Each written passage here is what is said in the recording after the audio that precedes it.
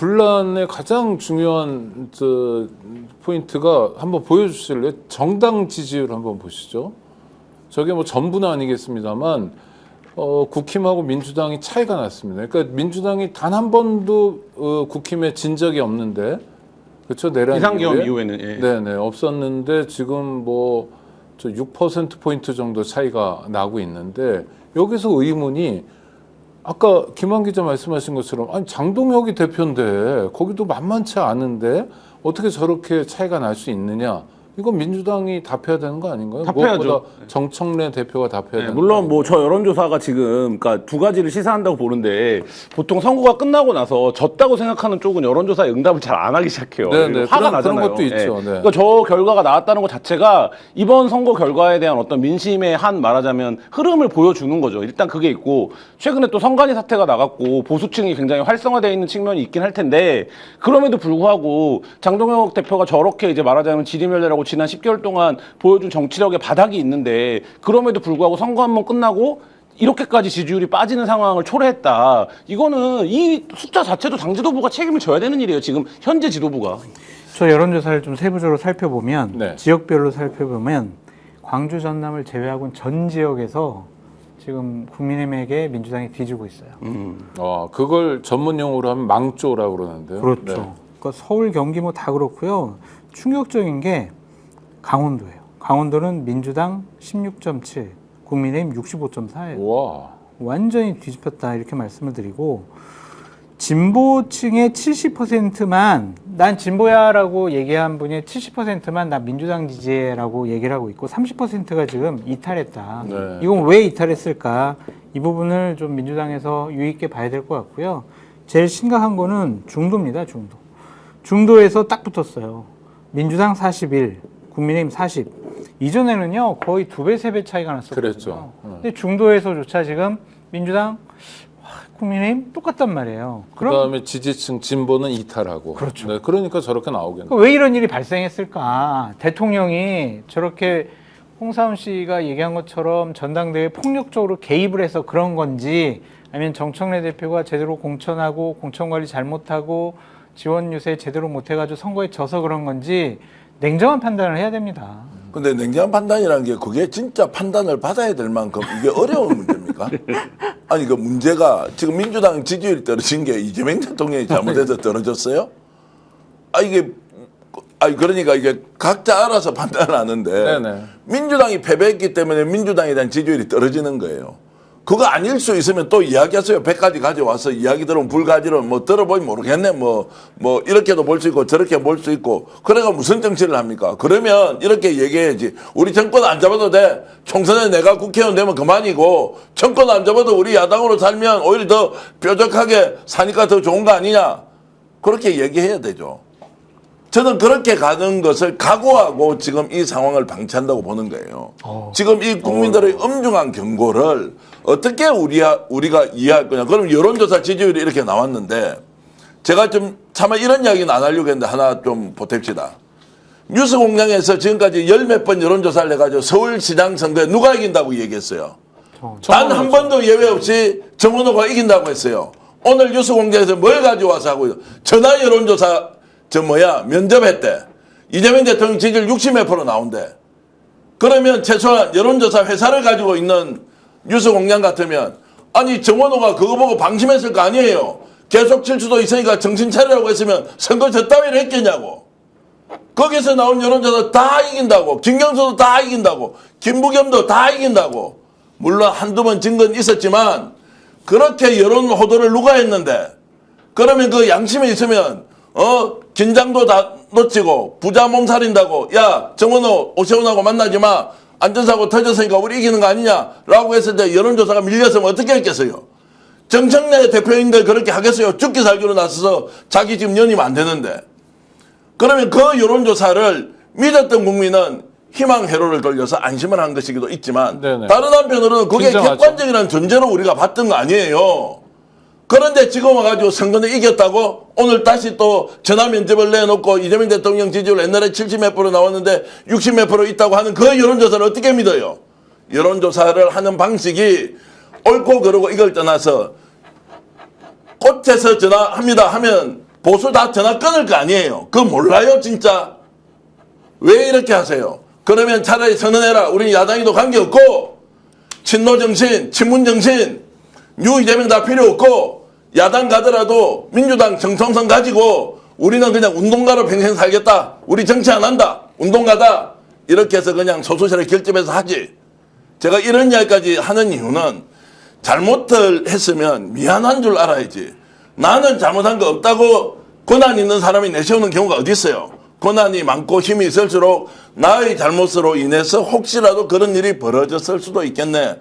그러면 내가 더 반성하고 성찰하면서 앞으로 어떻게 기여해야 될지 진지하게 얘기를 하고 다시 사람들을 모아서 정말로 더 민주당이 더 큰 정치로 확장하는데 우리가 기여해야 되는 거 아닙니까? 전기현 대표의 이 호소 잘 들었어요. 그리고 지금 걱정하시는 바대로 지금 상황을 이를테면 오세훈이나 장동혁이나 한동욱 같은 사람들 얼마나 지금 즐기고 정말 드디어 새로운 판이 만들어지나 보다라고 기대할 수도 있잖아요. 그런데 그러면 김어준이나 정청래가 됐던 어떤 사람들이 전기현 대표의 호소를 듣고 좀 태도 변화를 가져올까요? 아니 이러겠죠. 저 새끼 아직도 세상 물정 모르네 이러겠지.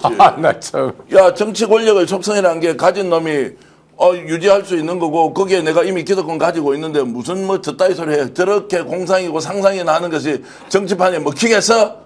그거 다 아니지. 뭐 이렇게 본인은 생각하겠죠. 그러나 저는 노무현 대통령 노무현 정신을 이야기할 때 이재명 대통령의 이재명 정신을 우리가 이야기할 때 뭘로 진짜 눈앞에 있는 사적 이익 취할 때가 있죠. 당장 선거받으니까 이겨야 되지. 국민들 앞에 더 호소하기 위해서 오버할 수 있죠. 그것은 현실이죠. 본질적으로 뭡니까? 당신은 왜 정치합니까? 어떤 비전과 목표를 가지고 있습니까?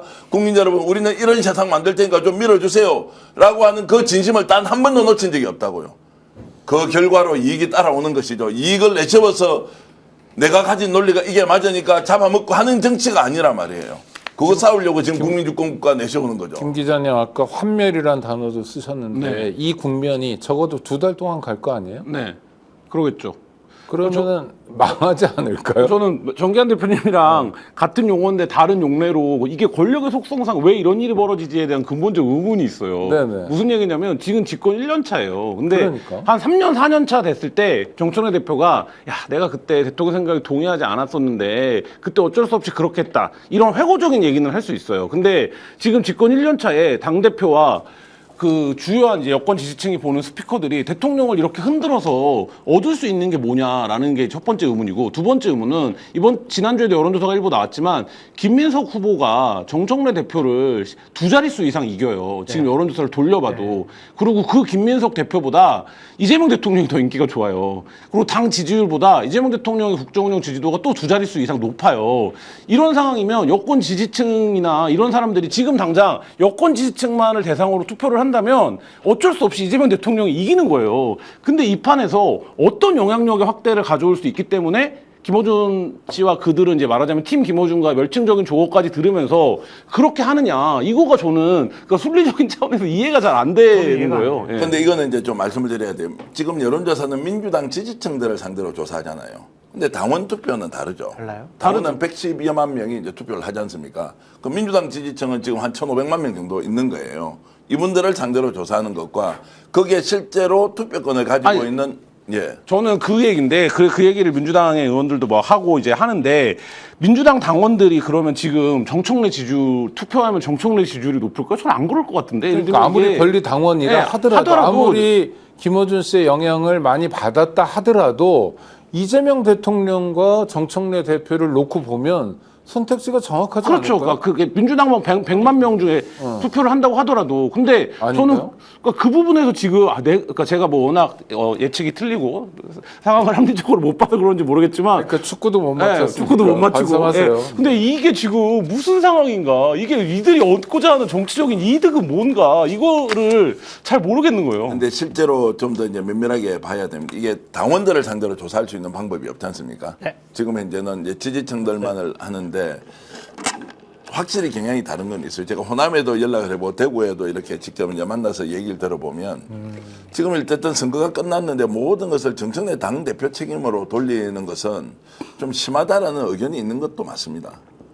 정청래만 혼자 잘못한 것도 아닌데 왜 정청래만 다 책임져라고 하는 것은 김민석이 결국 되려고 정청래를 의도적으로 몰아내는 것이네 라는. 근데 김민석은 믿을 수 있어? 이재명 대통령이 언제라도 배신할 수 있는데 라는 것이 원래 정서적으로 매우 많이 깔려 있습니다. 호남도 마찬가지입니다. 그러니까 지지층들은 지금 현재 정청 대표보다는 김민석 총리를 이렇게 더 훨씬 더 높은 걸로 보지만 그렇지 않다라는 이제 이 말씀을 드리는 이유가 실제로 당원들 상대로 조사하면 그런 결과가 나온다라고 하는 것이 아니라 지금 현재 뉴스공장, 그다음에 정청 대표, 조성래 사무총장, 그리고 최민희 의원이 지금 나섰잖아요. 저는 원래 그런 분이 아니라고 생각하는데 어쨌든 이번에는 그 안에서 이제 저렇게 열심히 활약을 하고 있는데 모아낼 수 있다고 생각하는 거예요. 그리고 문재인 대통령을 적통 개선자라고 최민희 의원이 표현을 했어요. 김대중 대통령, 노무현 대통령, 문재인 대통령을 넘어서서 이재명 정부가 탄생했다. 형식 논리는 맞지만 지금 이재명 대통령을 지지했던, 왜냐하면 저는 진짜 원조 친노 중에 친노 중에 친노거든요. 제가 노무현 재단 소속이었잖아요. 네. 그럼에도 불구하고 지금 역사의 맥락을 20년 동안 흘러온 걸 보면 문재인 대통령 때는 우리 사회를 훨씬 더 강력하게 통합할 수, 유승민도 장관 주고 심상정도 장관 줘서 연립정부가 구성된다고 박근혜를 끝장냈단 말이에요. 그런데 오히려 제가 생각할 때는 정말 뭐 특정 지역을 내가 거론하지 않겠어. 어쨌든 소수 몇몇이 전혀 딴판으로 국정 운영을 하면서 첫 판부터 우리 같은 사람 1년 내도록 청와대 상대로 싸웠어요. 야, 이게 뭐냐, 이게 뭐 어떤 정부의 출범인데 이제 우리가 통합으로 나아가면서 국가의 개혁 과제를 결국 박근혜 국정농단 세력, 아니 모든 세력을 문재인 정부에 넣어서 가야 된다는 거를 수도 없이 많은 사람들이 문재인 정부 쪽에 제안을 하고 이렇게 했어요. 그게 이제 깨졌죠. 그러고 나서 희한하게 정말로 화석화되어 있는 친문이라는 것. 그리고 저끼리 뭐 해쳐먹다가 간판 가고 이런 거 있었잖아요. 다 운동권들하고 연관되어 있는 자들이에요. 임종석 실장이 어떻게 됐어요? 지금 정치적으로. 거의 낭인 상태로 된 거 아니에요.